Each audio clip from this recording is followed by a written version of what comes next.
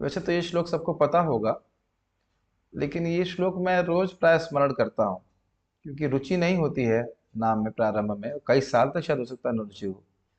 और लोग कई बार भक्तों को बोल देते हैं कि भाई ये तुम जप कर रहे हो, तुम्हारा मन तो नहीं लग रहा है, क्या फायदा, क्या फायदा। तो ये श्लोक बहुत प्रेरणादायक है। ये स्वयं श्रील सनातन गोस्वामी जी के द्वारा लिखा गया है, और इसको हम लोग रोज सुबह गाते भी हैं। जयति जयति नामानंद रूपम मुरारे, विरमित निज धर्मा ध्यान पूजा दियत्नम, कथमपि सकृदातं मुक्तिदं प्राणिनां यत्, परममृतमेकं जीवनम भूषणम में। तो सनातन गोस्वामी कह रहे हैं कि भगवान मुरारी के यानी जो मुर नाम के दैत्य को मारने वाले हैं, उनकी जय हो। क्यों जय हो? क्योंकि वह नाम जो है वो आनंद रूप है। क्यों? वो मूर्तिमान आनंद हैं, या फिर हृदय में आनंद की जागृति करने वाले हैं, इसलिए कह रहे हैं जय हो जय हो, और उत्साह में बोल रहे हैं बार बार जय हो, लाइक दैट। क्या विशेष बात है? तो कहते हैं विरमित निज धर्म ध्यान पूजा दियत्नम।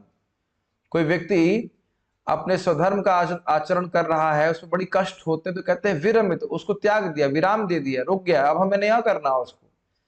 उसमें बड़ी परेशानियां होती हैं, बहुत सारी तपस्या होती है। और ध्यान, बैठ के अब भगवान का ध्यान कर रहा है, या फिर अष्टांग योग का अभ्यास कर रहा है, तो उसमें भी बहुत कष्ट है, उसको भी छोड़ दिया है। और पूजादि, भगवान के विग्रह की सेवा करना, उसमें भी बहुत सारी कठिनाई है, क्योंकि साफ सफाई का मतलब होता है स्नान करो, शुद्ध सामग्री लेकर के आओ।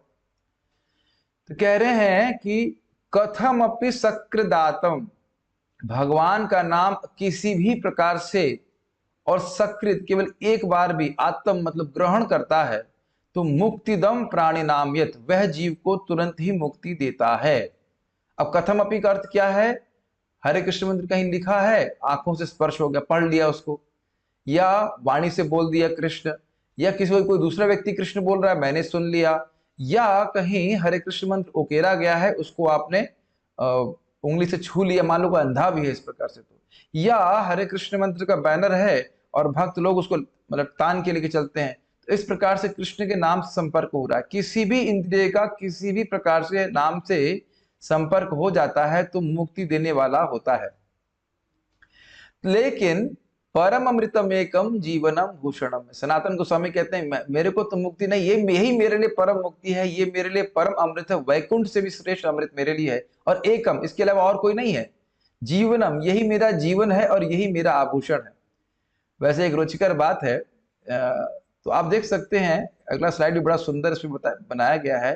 ये देखिए, लोग ध्यान कर रहे हैं, पूजा कर रहे हैं, और स्वधर्म का आचरण कर रहे, जो कुछ भी कर रहे हो, भक्त त्याग देता, कहते जरूरत क्या है, एक नाम उच्चारण करने से ही मुझे मुक्ति मिल जा रही है, तो और फालतू में मेहनत और करने की क्या जरूरत है।